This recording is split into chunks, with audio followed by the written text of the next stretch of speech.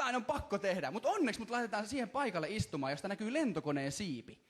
Ja mä tajusin saman tien, että jokaisen lentokoneen siivessä lukee, että älä astu tähän. Onko se ongelma?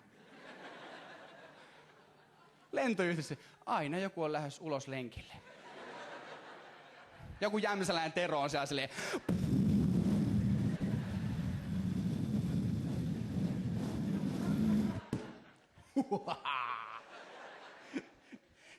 Sitten meille jättiin onneksi suomalaiset sanomalehdet, se viimeinen pätkä, eli Peking-Helsinki-pätkällä. Suomalaiset sanomalehdet, ja siellä oli semmoinen otsikko, jossa sanottiin, että Finnair poisti matkustajan lomalennoltansa. Mihin? Kuka on ollut niin käännellistä kapteeni on tullut silleen, Jari, ulos.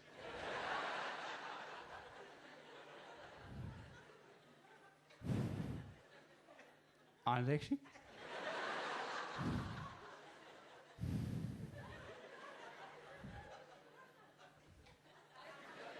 Olemme erittäin hyvin korkealla täällä.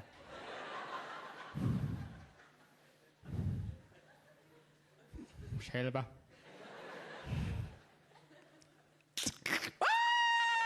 Kapteeni huutaa perään, älä astu siihen sikivelle, saatana!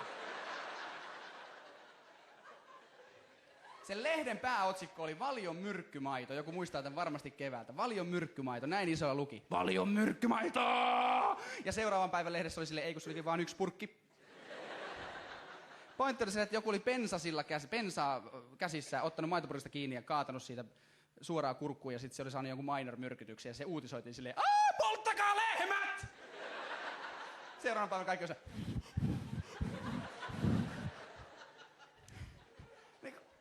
Mulla tuli mieleen sitä otsikosta, että se Nokian vesimestari on saanut uuden työpaikan.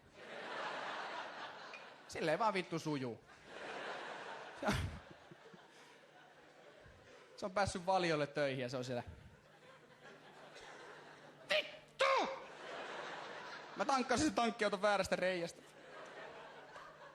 Sitten se mietti, se ei voi työskennellä Suomessa enää ollenkaan, niin se meni Ruotsiin Finduksen tehtaalle pakkaamaan kanaa.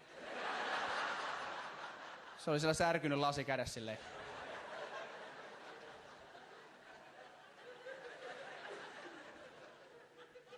Mihin nää menee? Nää menee Suomeen. Vittu!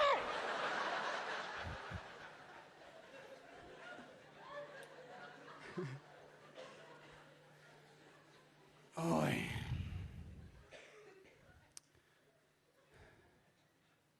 Monenmoista.